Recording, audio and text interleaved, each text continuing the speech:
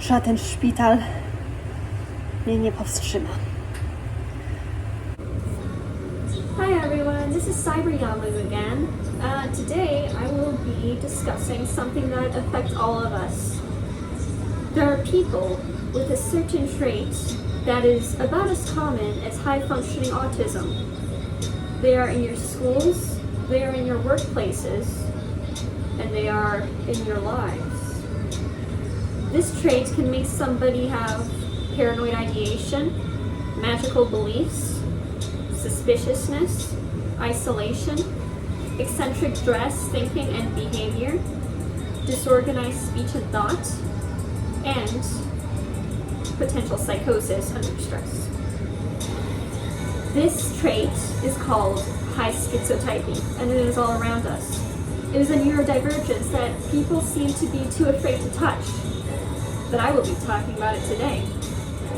And you know what? After finishing this video, I think many of you will find that you know at least one person who fits this personality profile. So let's get into it.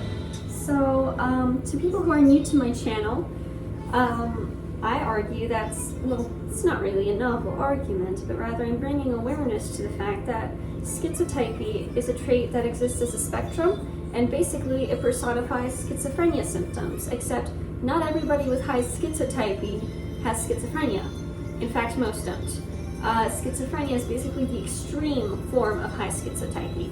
But there are also people with schizotypal personality disorder, which is basically schizophrenia light plus autism. And there's also just people with high schizotypy. And there are 3 different kinds of schizotypy. The type that most people think of is positive schizotypy, which encompasses things like magical beliefs, paranoia, potentially hallucinations or illusions. Disorganized schizotypy encompasses disorganized thoughts, speech, and behavior, which basically, don't confuse this with just being weird.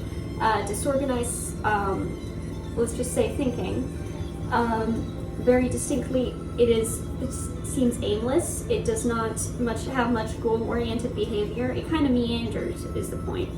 Negative schizotypy encompasses things like withdrawal from social life, apathy, lack of emotional expression, and executive dysfunction. I'm going to be exemplifying how schizotypy can present in people with 3 different characters, and they're all cute girls, so hopefully that helps. Alright, let's get into it. Let's start with a very well-known character, Luna Lovegood from Harry Potter. It's been a really long time since I've read any of the books or watched any of the movies, and even when I did watch the movies, it was the Polish dub, and that was pretty interesting.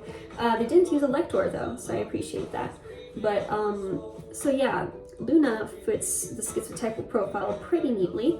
She dresses very oddly, you know, she has a lot of colors, a lot of layers, and those signature magic glasses that she always wears. She believes in things that nobody else seems to, such as the magic glasses and thestrals, which, to be fair, in the Harry Potter universe, those are actually real, but just broadly, it is good to have a character when you're presenting on schizotypy that believes in things nobody else does. So let's just interpret this as magical thinking, even though the world of Harry Potter is very magical. She also has an odd way of speaking. She has a very gentle, tangential way of speaking. Kind of doesn't really elaborate on what she's talking about. And she is comfortable being isolated from other people. One thing she does not have is paranoid ideation, but to be fair, most people with high schizotypy don't have every single symptom, so I don't think this disqualifies her in any way. Yeah, obviously I can't diagnose her, I don't want to, and I'm in no position to do that, but I do think that Luna Lovegood is a good example of positive schizotypy in a character. Next, we have Rikka Takanashi from Chunibyou and Other Delusions. So she is somebody who is extremely invested in her own imaginative and fantastical inner world.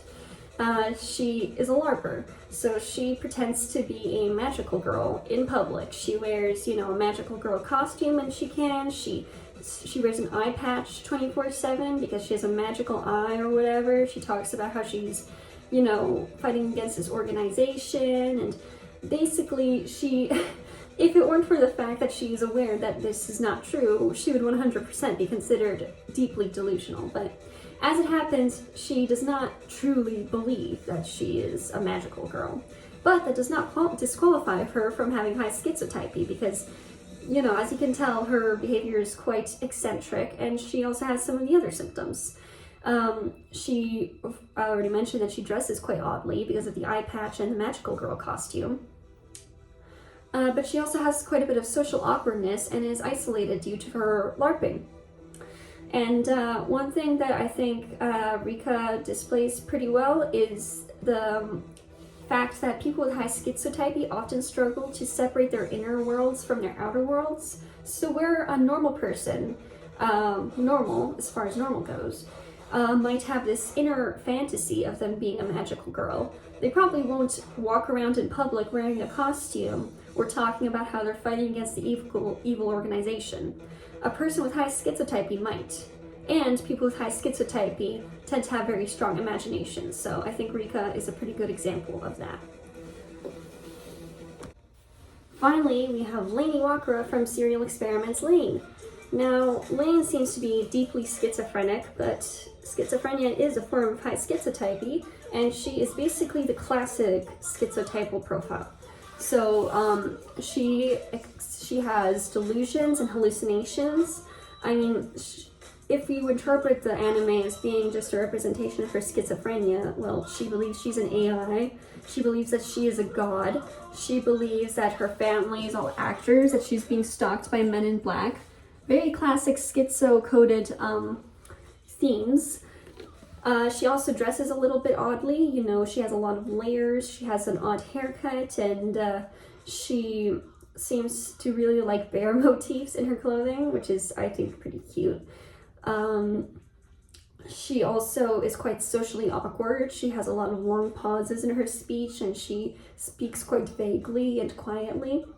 And yeah, she experiences a lot of the common themes of people with high schizotypy, such as loneliness, metaphysical inclination, philosophies about the nature of reality, you know, trying to be liked by people, identity disturbance.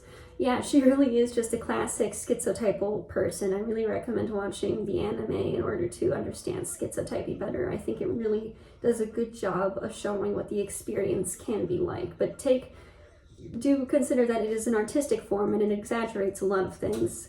Plus, she has schizophrenia, so that's more severe.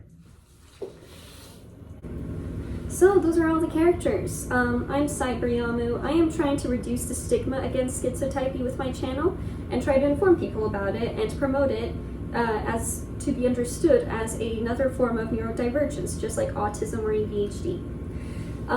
The reason that I dress weird and I make a lot of memes in my videos, despite wanting to, you know, make schizotypy, like raise the awareness of schizotypy, is I think that if I made myself out to be completely normal and I said, oh, we're just like the rest of the world, you know, don't discriminate against us because we're normal, that would go against the whole point, which is that just because we're different doesn't mean that you get to treat us like shit.